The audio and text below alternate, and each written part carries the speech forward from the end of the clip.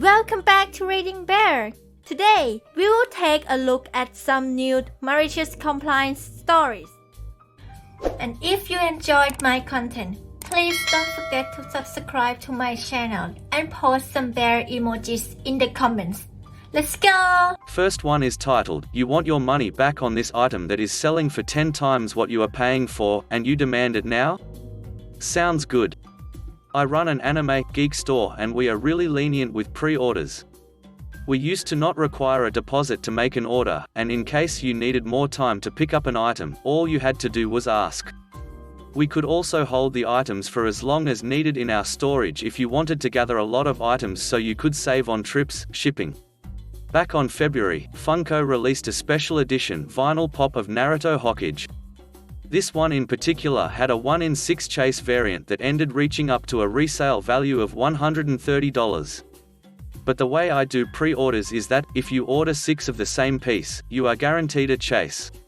But if you only order 1, you still get a 1 in 6 chance of getting the chase. I just mix them up in random boxes and do a public stream raffle on social media, so everyone knows who won the chase, and I get good publicity that way.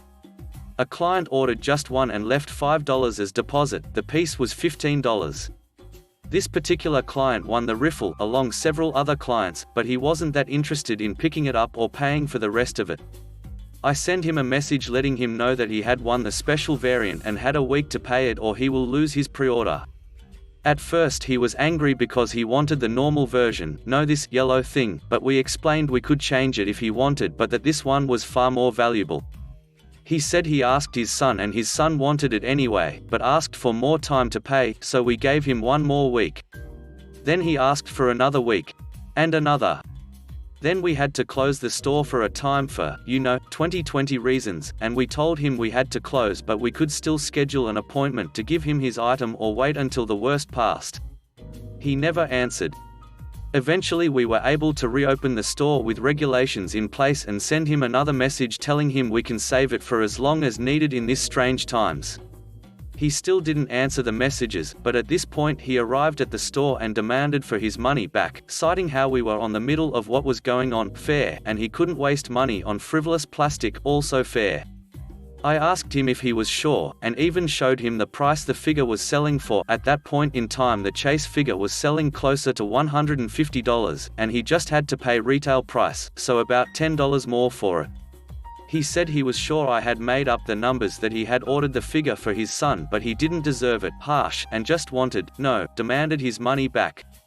I just said, fine, I'll give you your money back. Also, I'll just put this figure out for sale. He just said, whatever, just give me my money. I made a point to grab a post-it note that I used to put prices to not damage the box, write in big black letters, $90 bucks, last one, and put it on the glass window that leads to the street. I could see him turn his eyes while I did this. While my employee was giving him his $5 back and giving him a receipt, a young man knocked the door. I gave him some cleaning goo, checked his temperature and let him in. He immediately asked to buy the Naruto chase figure. The angry man's eyes went wide open over his mask as I picked the pop and guided the young man to the desk, where he handed me the bills one by one. The angry man stood there shocked as the younger man was gushing about how hard to get that figure was and how he was getting it for half the price other places were asking, and in such perfect condition too. I couldn't have had a better reaction even if I paid him for it. The young man completed his purchase and left as fast as he came. The angry man looked at me, almost as if accusing me of taking advantage of him. I just said, well, you got your money back, I'm happy you are happy, if you need anything else please let me know, and stay safe out there. The man just didn't have much else to say and left. Kind of a small and silly thing to feel good about, but 2020 hit us so hard that any unexpected profit was cause for celebration, so we celebrated that good sale with some instant ramen, Naruto style. Last one is titled, "Cut My Salary in Half? Kiss Your Business Goodbye." The cast, names changed for anonymity. Me, your storyteller of the moment. Chad, hiring CTO. Richard, CEO, brother of Chad. Big Bro, engineer co-worker. Eddie, IT and desktop support guy. This takes place near the very beginning of my software engineering career, back in '05 or '06. I'd just been let go from my previous place of employment due to being compliant with directives I'd been given, although not maliciously, so that story wouldn't be appropriate here, sadly, and thus working myself out of a job. I was a young college dropout from a technical college that hadn't been federally accredited yet, and thus all my student loans were from banks and loan companies instead of from Uncle Sam, and debts were due. I was also making payments on my very first car, even though it was a beater that the prior owners had already nearly driven into the ground, 4 years old and nearly 200k miles on it when I bought it, and of course, rent and utilities. The job I'd just been let go from already had me working paycheck to paycheck as they paid far under average rate, but I was still new professional, so I couldn't be very choosy. I was living in Los Angeles County, so the cost of living was so bad, I had to choose which bills were going to be late on a monthly basis. Specifically, I was living in a town called San Pedro, a small town tucked fairly out of the way. After blasting my resume to all the job boards, I get a call from a startup who seems interested in my resume and wants me to come in for a face-to-face interview, skipping the call screen entirely. In my desperation, I agree. I'm given an address, which is all the way up in Woodland Hills. I check the internet, 55-minute drive so long as there's no traffic. With traffic it looks like the commute will be more like an hour and 45 minutes, each way. I'm desperate though, and literally nobody else has reached out to me about my resume or responded to my applications, so I go to the interview. I arrive to an mostly empty office complex. Maybe 6 or 7 other cars in a parking lot capable of holding at least 50. I go into the building mentioned in the address, and call the phone number I was given to let them know I've arrived. Enter Chad. Chad comes to meet me, and seems excited that I've come. He escorts me through the building to an office. Mind you, as far as I can see, we're the only 2 humans in the building. He gives me the pitch for the company, tells me he built the software being sold, but it's not scalable, and needs someone who can rewrite it. After we go through the whole interview song and dance, he offers me the job on the spot. The pay is marginally higher than the last gig, so I figure gas would be covered for the commute. I agree, and we shake hands, as I'm going to be starting the next Monday. Red flags start appearing from the very first minute I arrive on Monday. First, I'm given a tour, which consists of the 14 by 14 foot office I'm going to be sharing with Chad, as well as another engineer who's going to be starting the following Monday. I'm not a fan of having someone able to look over my shoulder, it makes me nervous. I ask why each engineer's desk has 2 computers. Because the one you will be writing code on doesn't have internet access, for security purposes. Note, this was pure paranoia. There was nothing about this software that required such tight security, we weren't doing any government contracts or anything of the sort. Then, I'm escorted clear across the building, to meet with the CEO, Richard, the IT guy, Eddie, and the sales support team. I'm told that half of the team is supporting the existing version of the application, 2 people are selling the existing version to new clients, or trying to, and 1 person is explicitly tasked with selling the new version. The one I haven't even started on yet. I'm still young and dumb at this point, but even I know this means the salesperson is probably giving out a date when the customer should expect their purchase to be filled. It's a good thing you started when we did, we've been telling customers it'll be ready in June. Did I mention all this was happening in February? Apparently I've agreed to rewrite, test, and package an entire application I've never seen before in approximately 4 months. So, tour being done, I sit down and get to work. After jumping through a bunch of hoops of getting the software I prefer downloaded onto the actual work machine, as well as the code, I set about reviewing code so horrific I've not seen its like since, and there isn't a single comment in the entire thing. Before I can ask a single question of the CTO however, he tells me he's headed to downtown LA to scalp his tickets to the Lakers game, and that he'll see me tomorrow. So, now I'm alone in the office with this abomination, a machine that's been hamstrung to heck and back, and the only thing I've got to console me is the fact that at least I'm employed again. Fast forward a week, I've documented the bulk of the code because there wasn't any, and the boss and I do not get along. He's mad because I've not written any substantial code, and I'm frustrated because I'm trying to understand a lot of what specific code is trying to do, and he's routinely leaving around noon to go sell his tickets for Lakers games, or just not in the office because he's chatting with someone else. When he is in the office, I show him my documentation, and try to get him to verify it or describe the purpose of code where all I can say is, "What?" By the end of the week, I've covered about 30% of the project in a wiki-like document, and I've taken to leaving after sunset so I can A. Get more done, B. Have a shorter commute, and C. Drive when my car isn't an oven. The AC didn't work. I've barely managed to convince the CTO that what I'm doing is necessary so the engineer starting the next Monday doesn't have to do anywhere near the same crap I've got, which would make us a more efficient team. Monday arrives, and in comes Big Bro. I call him this because he was a much more experienced engineer than I was. We spend the first day with him getting set up, then us reviewing what I've documented. He manages to answer some questions the CTO never did, just because he is that much better, and I start to feel more confident. Over the next weeks, Big Bro took me under his wing as an engineer, teaching me best practices, standards, and where my plans were good and where they could be better. If it hadn't been for him, I'd have gone insane. I end up joining him outside for smoke breaks even though I don't smoke, just so I can get a breath of non-office air. He and I discuss the project, and we also make friends with Eddie, who makes us laugh by telling us horror stories about the CTO and CEO. Apparently he was a school friend of theirs and basically worked with them because they paid him to do something he felt was super easy.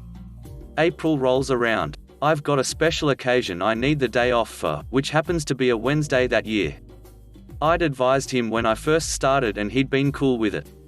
I remind him on April 2nd, since I had an irrational fear of policy decisions being made on April Fool's Day, and he loses it. He goes off on a rant, and straight up informs me that he regrets hiring me, claiming I didn't have the skills I told him I did, and wasn't worth what I was being paid. We're definitely not halfway done, more like 1/3, and it's already been decided that June is a lost cause and that we're shooting for August now. That habit I started before, of leaving after the sun went down? Yeah, that never stopped. I was arriving at 9 AM every day, and leaving around 10 PM every night, trying my best. Big Bro was the same, and Eddie would stay late with us just because we liked hanging out together. So, it should be understandable that I was very close to losing it right back at him. In a strained, yet diplomatic voice, I told him that if he put in the same amount of work to help us as we put in to rewrite his code, we'd probably be a lot closer to done than we were, especially given the 12-hour days. He was not a fan of that, and switched to straight-up yelling, blaming us for the lost sales and refunds due to the delays, and that the only way he'd get off our backs was by getting the project done. This entire time Big Bro is just sitting there, and says nothing to back me up. Chad then left the office for a bit, and I just declared I was taking my lunch and would be back in an hour. I felt frustrated by Chad and betrayed by Big Bro, who I felt rightly or not should have had my back since we were in the same boat. When we were both back in the office, he apologized for yelling and told me that since he agreed when I was hired I could have my day off. Cool. I apologized too, although not for anything specific. I just didn't want to talk to him anymore and figured that was the fastest way to end the conversation. Fast forward to June, and the opportunity for malicious compliance. Over the last 2 months, Chad has been getting worse and worse. He's yelling nearly every day, and still leaving early too. Big Bro and Eddie are also feeling the pain. Nobody is safe from his ego. The smoke breaks and afternoon, evening portion of our day are when we're most productive, as nobody can focus until Chad leaves. The first Monday in June rolls around and Chad invites me to go on a walk outside for a one-on-one meeting. I figured I'm being fired. At this point we've had to refactor the rewrite almost entirely due to missing a critical chunk of functionality, and we're still only 60% done. August release is looking less and less sure. Chad informs me that he's hired a third engineer, but in order to stay in the budget to pay him, he's cutting my salary in half. I stop on the spot and just give him a blank look. Are you serious? I ask. I'm barely able to pay for my bills and the gas required to commute here as it is. If you cut my salary at all, I won't be able to afford to live.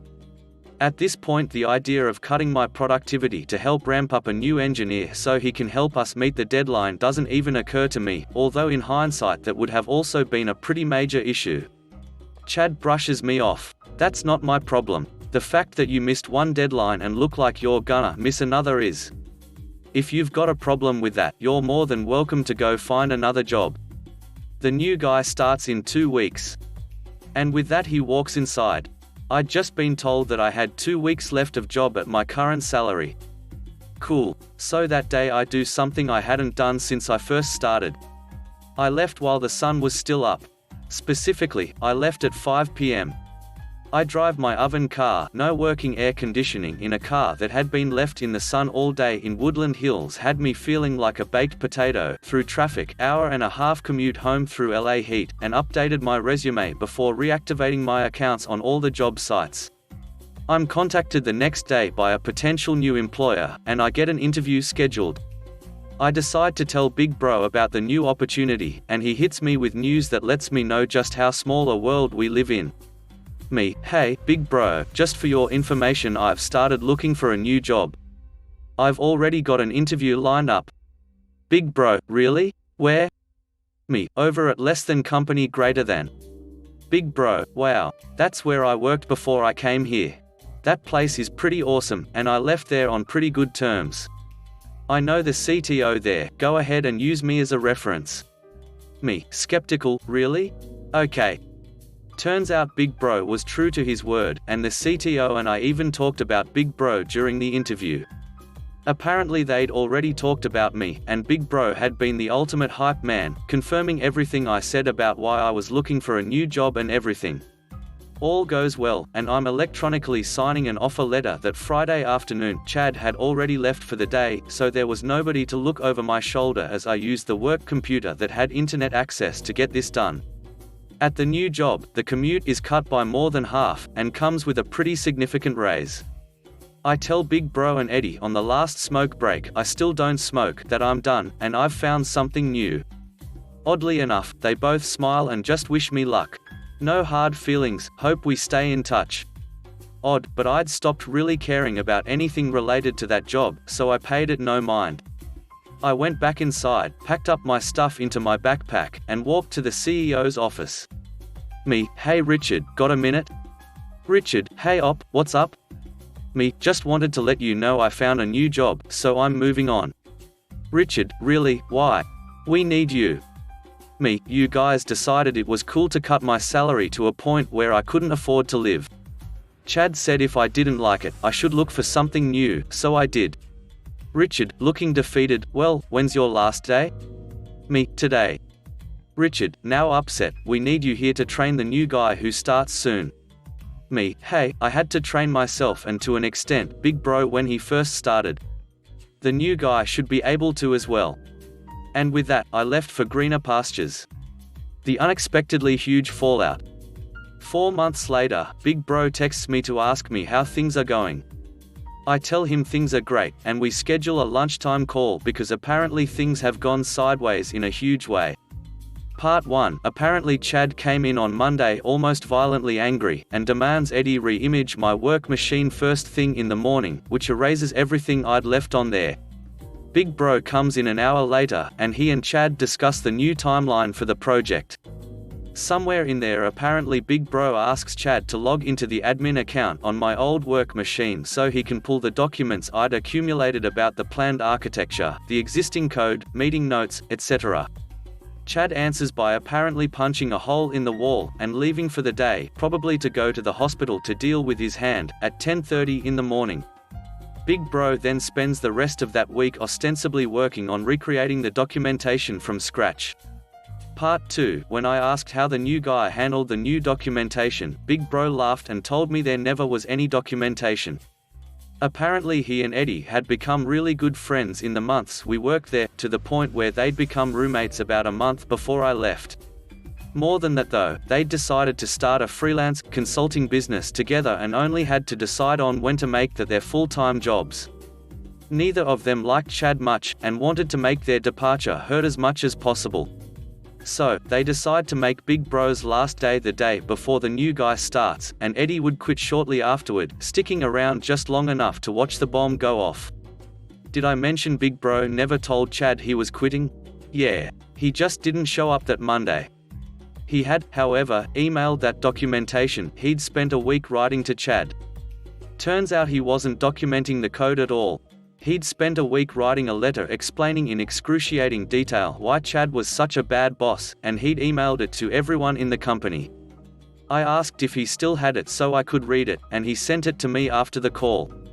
Thankfully, like the big helper he was, Eddie had ensured that the new guy's email was set up and in the proper groups before the email was sent, so the guy's first email in the company was a novella about the kind of person he agreed to work for. Apparently Chad thought it was appropriate to take his frustration out on the new guy, who'd already read a significant portion of the email before Chad shoved him away from his desk and deleted it. Apparently new guy promptly decided, and rightfully so, that agreeing to work for Chad had been a mistake, packed up his things, and quit on the spot. Part 3. With the new guy quitting, the August deadline was now little more than a dream within a dream, which according to Eddie doesn't stop Chad and Richard from trying to find that miracle rockstar engineer who can save them from their own situation, which, given what they were offering as pay, didn't exist.